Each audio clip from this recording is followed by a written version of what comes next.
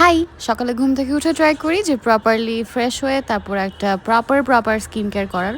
কারণ যেহেতু সারাদিন টই করি বাইরে, একটু ট্রাই করলাম স্ট্রেট করার, হইল না। তারপর ধুয়ে ফেললাম। তারপর হচ্ছে মেকআপ টাইম।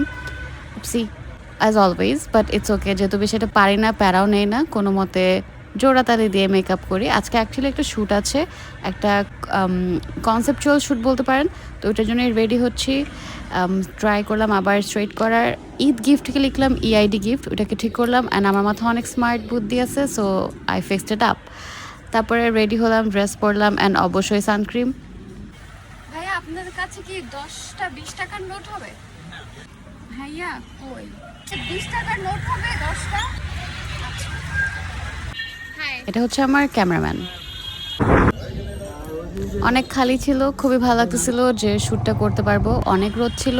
পার্লার বললো 9 ঘন্টা ওয়েট করতে টু টেক সার্ভিস। বাসে চলে যাচ্ছি। 3 ঘন্টা ঘুমায় তারপর উঠলাম। মেকআপটা ক্লিন করে আবার একটু স্কিন কেয়ার করলাম। বাসা গুছাইতেছি, সোফা টেবিল মুছলাম। ও ওয়াও। তারপর একটু রান্না করার চেষ্টা করলাম, খুব একটা পারি না। আম্মু আবার কিউট করে ফিক্স করে দিল।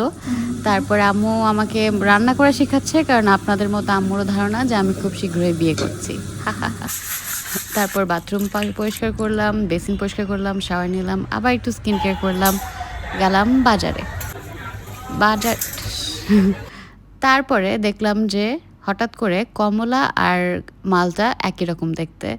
আমি অনেকক্ষণ ট্রাই করলাম এগুলো ফিক্স করার জন্য, একদমই পারতেছিলাম না। Then I gave up.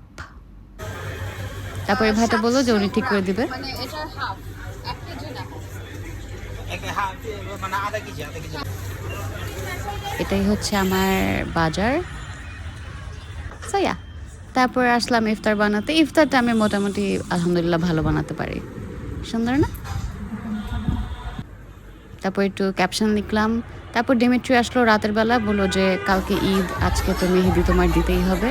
মেহেদিতে যে জায়গাটাতে গেলাম, এত ভিড় দেখে আমার পোষায় গেল। লামিয়ার সাথে দেখা হলো, একটু মজা করলাম, মেহেদি না দিয়েই চলে আসলাম।